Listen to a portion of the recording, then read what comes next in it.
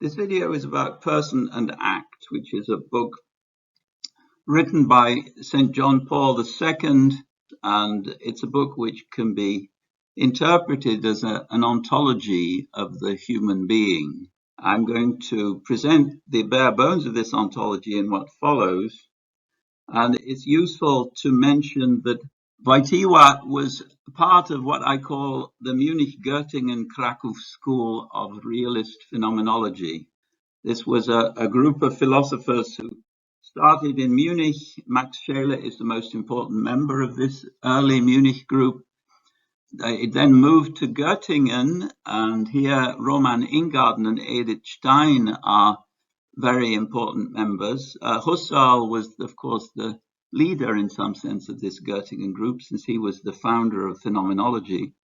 And then we get the Munich-Göttingen Kraków school, which I like to call the Two Saints school, because it had both Edith Stein and John Paul II as members. And if you're interested in details of this school, then you can find a video entitled Munich Realist Phenomenology and its Applications here. So Scheler was a big influence in Wojtyła. That's one of the reasons why Scheler is so important. So members of the Munich school, including the Kraków branch of the Munich school, were religious in different ways. Now, Scheler then develops an ontology which includes values and feelings. He thought that we could directly perceive values via feelings. And then he had an ontology of different kinds of feelings. And so we can have a diagram of this ontology. So we have spiritual feeling states which enable us to apprehend or perceive or grasp the values of the holy and the unholy. We have psychic feeling states which enable us to grasp mental values. And then we have lived body feeling states which give rise to vital values like fitness. And then sensual feeling states which give rise to values of agreeableness, and a subtype of those values are utility values. Okay, now we come to Wojtyła. Now, Wojtyła is the reason why I spent so much time on the layers of systems in the human person defined by Ingarden. So Wojtyła was a friend of Ingarden's, and he was also tremendously influenced by Scheler. So his habilitation was on Scheler and Thomas. Since as a good Catholic, his work had to be rooted in Thomism. And so there is this phenomenological Thomist tradition of which Wojtyła is the apogee, if you like. And this is presented in his book, Person and Act. It's about persons and how they act. So Wojtyła, originally the translation was called The Acting Person, but now we have Person and Act. And it's a study of the human person as a substance in the Aristotelian sense, as an organism in the biological sense, and as an individual in the Thomist phenomenological sense, let's say, or the ordinary everyday common sense. And then the structures or strata, we can think in Ingardenian terms here, common to all persons and to all human action. So on the one hand, there is what merely happens in a person. So that is not an action. So if you get kicked by somebody by accident, or you fall over and something happens, you're shocked. That's not an action. But contrasting with what merely happens in a person are spontaneous doings where we choose, and which could be external when we have a mental act, or external when we kiss somebody or kick somebody. And then speech acts are included under this second category. They are doings, how to do things with words, as contrasted with cries of pain and other non-spontaneous, this is a technical term in both Reinach and Wojtyła, non-spontaneous action. Spontaneous means caused either internally or externally by the person. And now for Wojtyła, we have this axiom, which will be familiar to some people interested in Austrian economics, namely the axiom man act, according to which the person, the human being, is a dynamic center of spontaneous acts. And then there is a range of different dynamic orders. Now, these will correspond to different layers in Ingarden's account of the layers of the human organism, in which each person is involved and which each person must somehow integrate through the choices he makes through his life. So persons create themselves by acting. But acting is only the first of many dynamisms in the structure of the human person. Acting is conscious. Consciousness is one of those levels in Ingarden's list of strata. There are also bodily dynamisms. So the blood circulation is a merely bodily dynamism. Wojtyła's question is, how is this multiplicity of dynamisms unified through actions? How do we make ourselves in a unified way? I should mention, when you're reading this book, you are thinking all the time, now when will Jesus Christ enter? And he never enters. So this is a book which, in some interesting sense, is a contribution to philosophy. It's not the kind of book that you would expect from a pope. Consciousness mirrors reality, he says. When we act, we experience our action. Now, what that means is that we have internal perception of how we're acting. And this is another topic which is very important in our book. AI doesn't have a distinction between internal perception and external perception. In fact, it doesn't have perception at all, of course. It doesn't act. It doesn't have a consciousness of its own action. It doesn't have an internal consciousness or an external consciousness of its own action because it doesn't have any kind of consciousness. We are conscious of ourselves as the agent. We reflect upon certain conscious processes in ourselves. So we have consciousness of consciousness. And specifically, we reflect upon those conscious processes in ourselves, which are called desires. The desires play a central role because, as he puts it, the desires are bearers of moral value or disvalue. So they're part of a drama of good and evil within ourselves. And we're obviously, if we're going to shape ourselves through time, we're going to try and fight on the side of good in this drama. And so as we experience our action, we are reflecting also, as it were, from the inside on the actions of the person whose consciousness it is. So we're reflecting not only on our own consciousness, our inner perception, we're also reflecting on our actions, not just as physical actions, but also from the point of view of this drama of good and evil. And that means, in part, reflecting and being intertwined with the external reality in which the action takes place. So we're reflecting in every action, in principle at least, on many things, on our own action as a physical thing, on our own action as a willed thing, on our own action as it appears to ourselves from the inside. We'll be reflecting upon its intertwinement with external reality, for instance, the other people who may be joining us with our actions or who may be targeted by our actions and so on. And this goes hand in hand now with the dynamism of feelings and emotions. So we will have emotions as we consciously realize what we're doing, but we will also feel for the emotions of others who are involved. This is what Edith Stein's big book on empathy is all about. And we will be evaluating our actions, our consciousness, our desires, and so forth. So we're going to be assigning different degrees of valuableness and non-valuableness to our emotions.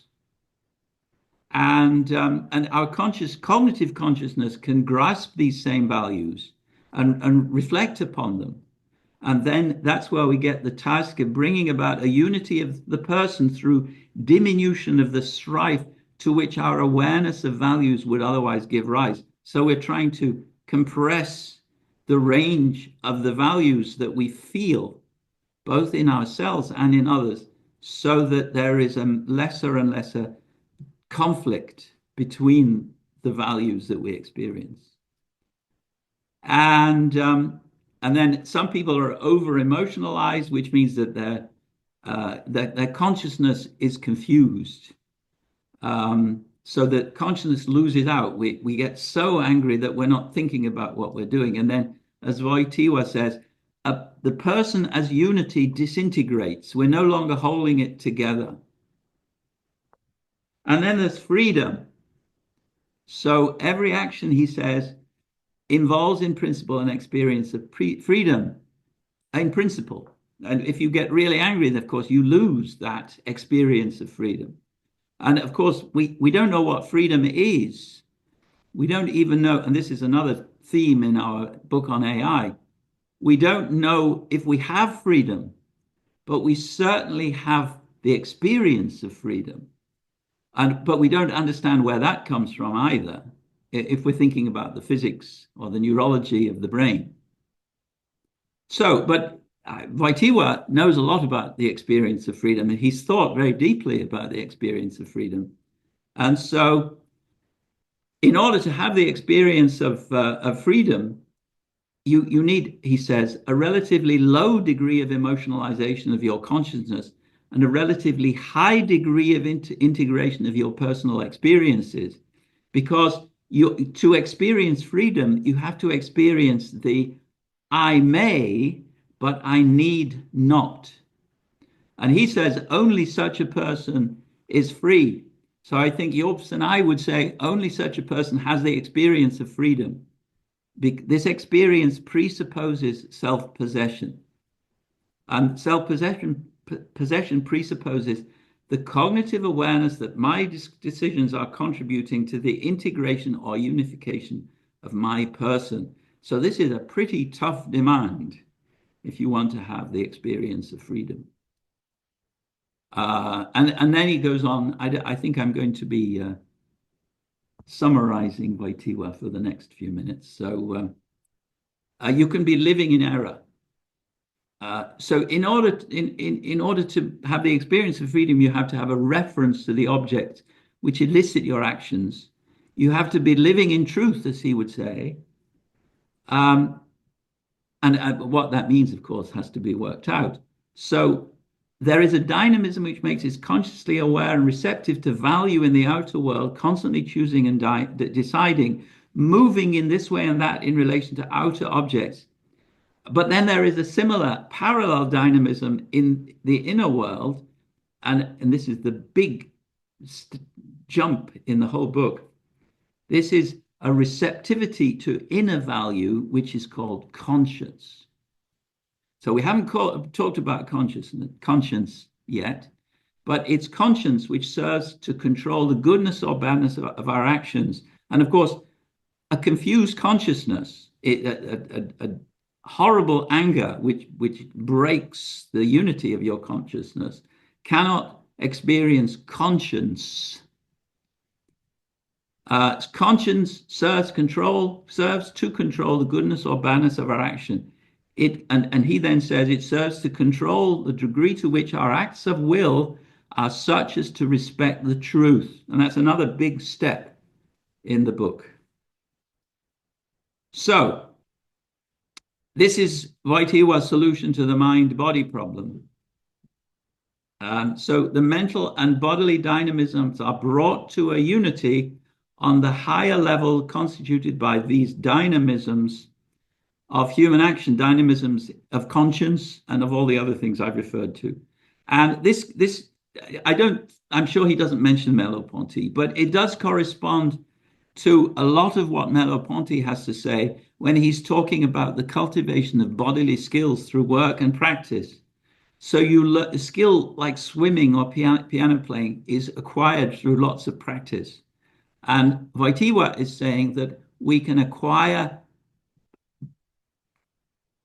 psychologico-bodily skills through work and practice in acting. And acting then involves all of the layers of consciousness and of value feeling and of conscience and of seeking the truth that I've been referring to.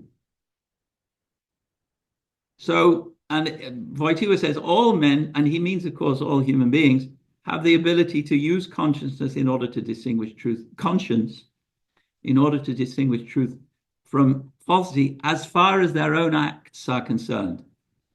And he says to do this infallibly. Now, this was a view embraced also by Brentano. I'm not sure that I go all the way with Wojtyła on this, but I think it's an interesting hypothesis. And that's the end of Wojtyła. Now, I was going to talk a little bit about Galen, but this may be a good time to pause for questions. Yes, indeed. Some have accumulated. But before I ask my questions, are there any of the students who want to go first?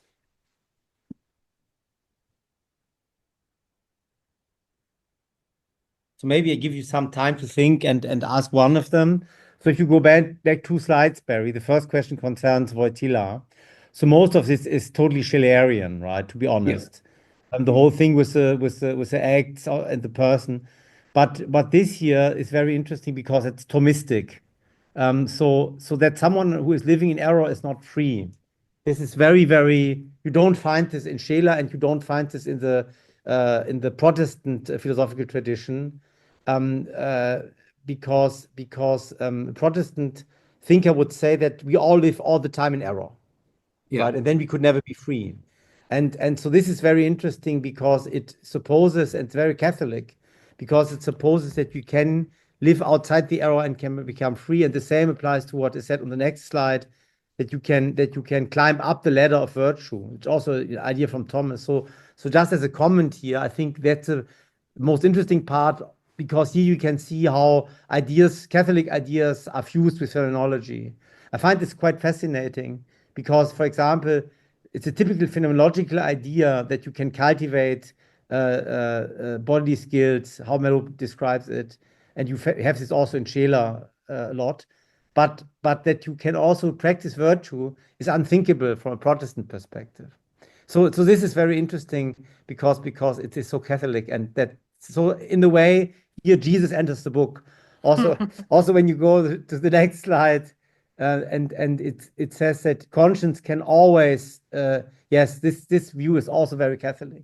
So here you can see, and very clearly the Catholic aspect of this, and it's very fascinating because in Scheler you also have a bit of religiosity, but Scheler, he was first a Protestant, then atheist, then again Catholic, so he was kind of oscillating. But here you have very clearly the strong Catholic flavor, and I've never seen this before, so thank you, that's very interesting. But that's more comment, right? Yeah, and I should make the comment for the audience that Jobst Landgrebe comes from a long line of distinguished Landgrebe theologians. Oh, Hochstädter, my mother.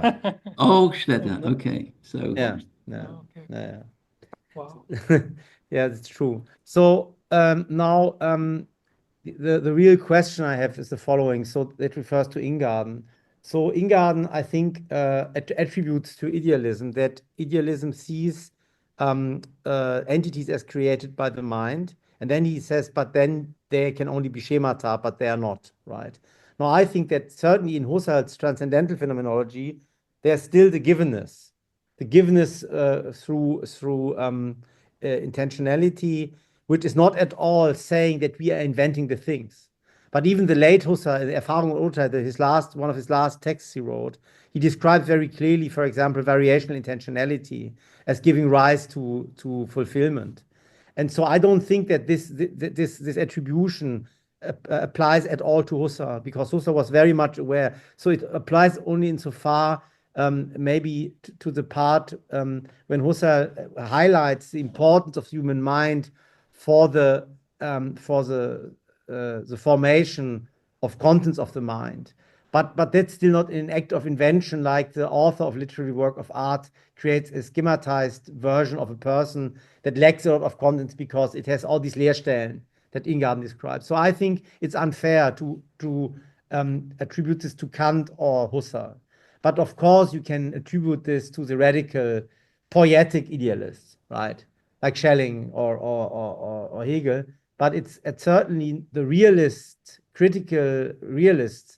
And I see Kant and Husserl like this. To this, it does not apply. It's like a strawman argument saying, oh, they have this theory and now it's wrong because it creates a schema. But actually, both Kant and Husserl would never say this, right? Even the late Husserl would not. And this is, or how do you see this? So do you see this as a fair point, or do you think so that it's only applying to the radical idealists like Berkeley or Hegel, or do you think it also applies to Husserl? So this is a long story. I point only to one piece of evidence that you can take it or leave it. So one of Carl Schumann's more interesting papers was about how Husserl saw himself in the history of German philosophy. And he shows how at various turning points in his life, he starts to use phrases and self-descriptions which tease him in the direction of being in the tradition of Kant and other great names in the German philosophical tradition. So there certainly was a dimension in Husserl which was pointing not in the direction of truth, but in the direction of eternal fame. I mean, being in the tradition of Kant is not so bad. What is bad is no, I say I leave it without comment. I mean, maybe to put this in another way. So I think Husserl oscillated after he quote unquote discovered the epoche. He oscillated between realism and idealism, but yeah, I don't think I agree, and we've talked about this. So yeah, okay.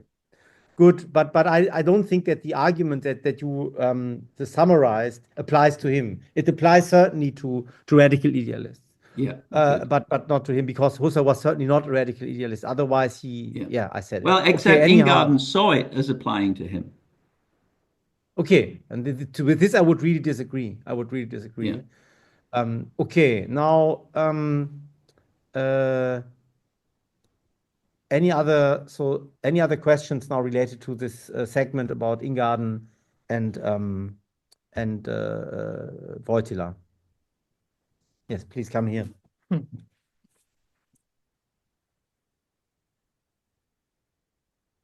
brought this. Hi again.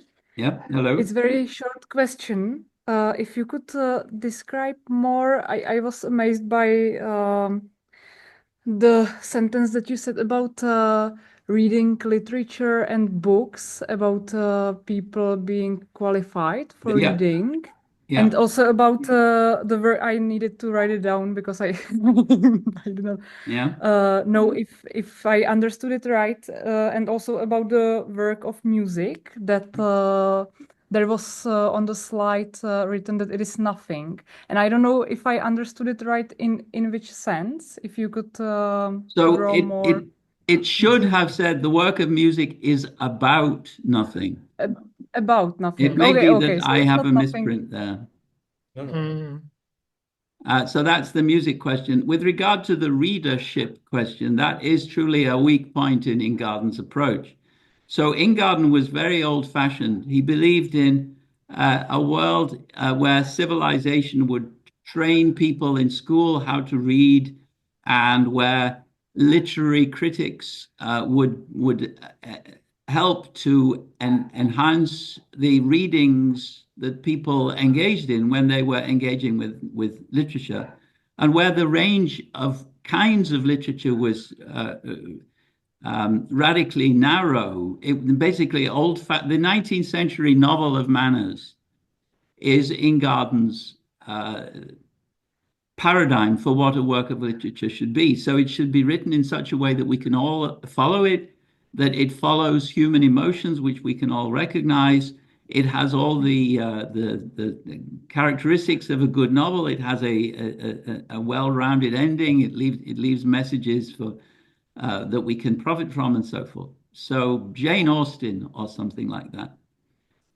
And in such a world, which of course we've left far behind, people are just not trained to read anymore. There is a kind of pattern associated with each novel, and people can reproduce this pattern if they belong to the literate classes, more or less instinctively. They don't need training, and they share their experiences with others. They read newspaper reviews and so forth. So in that kind of a world, a kind of dream world, probably Jobst still lives in that kind of a world.